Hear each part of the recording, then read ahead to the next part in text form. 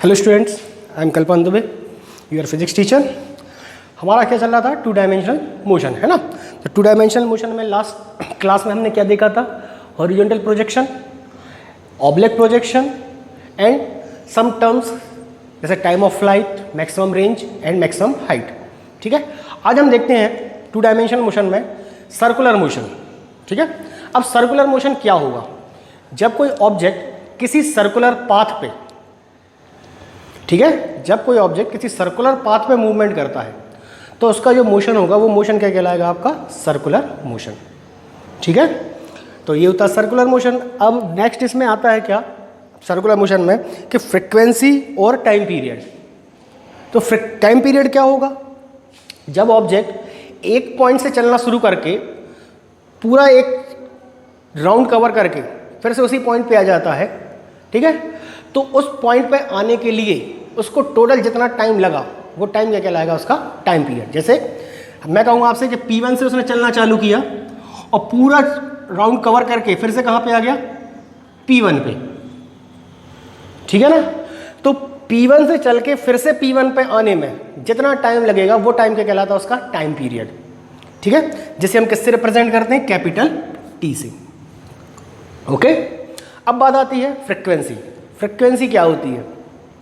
अब कहा जाए कि कोई भी ऑब्जेक्ट यदि एक सेकंड में जितने भी चक्कर लगाता है, एक सेकंड में जितने भी राउंड कवर करेगा, वो नंबर ऑफ राउंड्स क्या कहलाएंगे? उसकी फ्रीक्वेंसी, जिसे हम किससे रिप्रेजेंट करते हैं? न्यू, है ना। इसका साइन का नाम क्या है? न्यू। और टाइम पीरियड और फ्रीक्वेंसी में रिलेशन क्या होता है आपका? कि nu is equal to 1 upon time period. This is the relation between nu and time period में। ठीक है बेटा, अब जब ऑब्जेक्ट सर्कुलर पाथ में मूवमेंट कर रहा है मतलब इसमें डिस्प्लेसमेंट भी होगा, वेलोसिटी भी होगी और एक्सेलरेशन भी होगा। क्यों? क्योंकि मूवमेंट हो रहा है। जब मूवमेंट हो रहा है तो उस कंडीशन में आपका डिस्प्लेसमेंट क्या होगा? जैसे हमने लीनियर डिस्प्लेसमेंट क्या देखा था? Final distance minus initial distance. अब इसमें क्या होगा? डिस्प्लेसमेंट किसको बोलेंगे? ऑब्जेक्ट कहाँ पे था आपका? इनिशियली P1 पर, ठीक है, और कुछ एंगल पर रोटेट होके वो कहाँ पहुंच गया आपका? इस P2 पर। ठीक है, तो जितने एंगल पे वो रोटेट हुआ है वो एंगल क्या कहलाएगा? उसका डिस्प्लेसमेंट।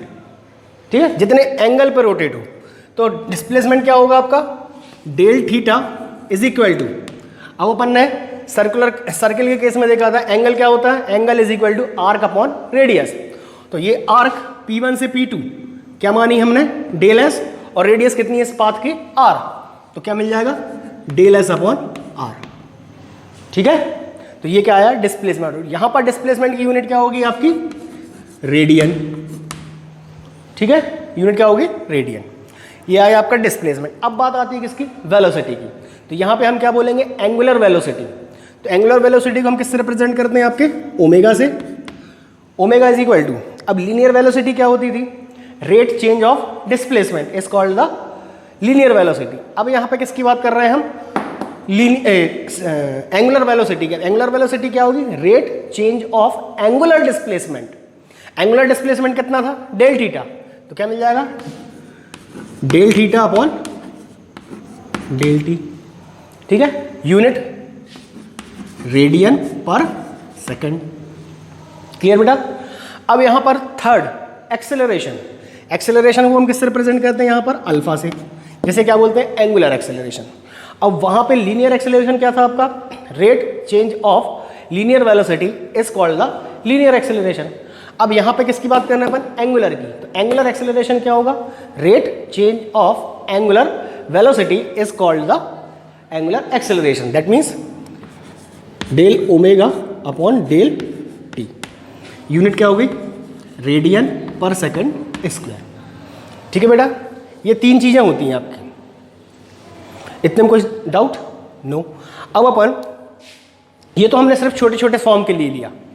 अब यदि मैं आपसे बात करूं कि जैसे एक ऑब्जेक्ट ने पूरा एक राउंड कवर कर लिया, जब पूरा एक राउंड कवर कर लिया तब उस कंडीशन में उसकी वेलोसिटी कितनी होगी?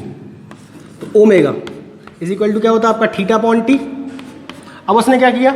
जैसे P1 पे था और पूरा एक राउंड कवर कर लिया और कहाँ पे आ गया? P1 पे। तब इस कंडीशन में इसकी वेलोसिटी क्या होगी,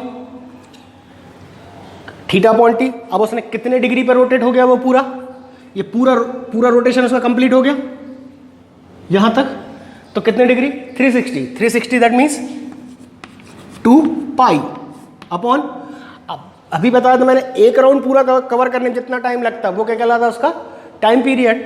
तो टी क्या हो जाएगा 1 upon T, 2 pi by T. तो 2 पाई और 1 बाई टी क्या होता है आपका, अब भी देखा हमने फ्रीक्वेंसी मतलब न्यू। तो ओमेगा इज इक्वल टू क्या हो गया 2 पाई न्यू। एक एंगुलर वेलोसिटी की आपको वैल्यू मिलेगी कितनी 2 पाई इंटू न्यू। क्लियर बेटा। अब हम देखते हैं relation between linear velocity and angular velocity. ठीक है, अभी हमने देखा कि डिस्प्लेसमेंट क्या था del theta is equal to del S upon R, यही था। अब हम दोनों साइड क्या करते हैं डेल टी से डिवीजन, तो del theta upon del T is equal to del S upon del T into 1 by R. Del theta upon del T क्या होगा एंगुलर वेलोसिटी, जैसे हम किससे रिप्रेजेंट करते हैं ओमेगा से, is equal to del S upon del T, ये कौन सी वेलोसिटी है आपकी लीनियर वेलोसिटी, जिसे हम किससे रिप्रेजेंट करेंगे वी से, ठीक है, इंटू 1 बाय आर। इस आर का क्रॉस मल्टीप्लीकेशन कर दिया तो v इज इक्वल टू क्या मिल जाएगा हमको R omega. This is the relation between linear velocity and angular velocity. क्या होती है v is equal to R omega. ठीक है, अब इसी में अपन देखते हैं क्या relation between linear acceleration and angular acceleration. ठीक है, अब लीनियर और एंगुलर एक्सेलरेशन का हमें करना तो क्या मिलेगा हमको, इस इक्वेशन को हम क्या करते हैं डिफरेंशिएट किसके रिस्पेक्ट में, टाइम के रिस्पेक्ट में। तो क्या dv upon dt is equal to d upon dt R omega. तो dv अपॉन dt क्या होता है आपका एक्सेलरेशन a इक्वल टू यहाँ पे r कांस्टेंट, तो r तो ये किया d ओमेगा अपॉन dt। अब d ओमेगा बाई dt क्या होगा आपका एंगुलर एक्सेलरेशन, क्यों, क्योंकि यहाँ डिफरेंशिएट हम किसका कर रहे हैं एंगुलर वेलोसिटी का। तो a इज इक्वल टू क्या मिल जाएगा r alpha. This is the relation between linear acceleration and angular acceleration. ठीक है, ये इतना है आपका सर्कुलर मोशन में। ठीक है, और डिटेल से आपका एक नेक्स्ट चैप्टर और आएगा अभी सर्कुलर मोशन, उसमें हम और डिटेल से पढ़ेंगे इसको। ठीक है बेटा, तो अभी इस चैप्टर के लिए सिर्फ इतना ही पोर्शन है आपके सिलेबस में, तो इतना आप देख लीजिएगा। ओके, और एक बार बुक से एक बार रीड कर लीजिएगा, जहाँ प्रॉब्लम जाए तो बताइएगा। ओके बेटा, थैंक यू।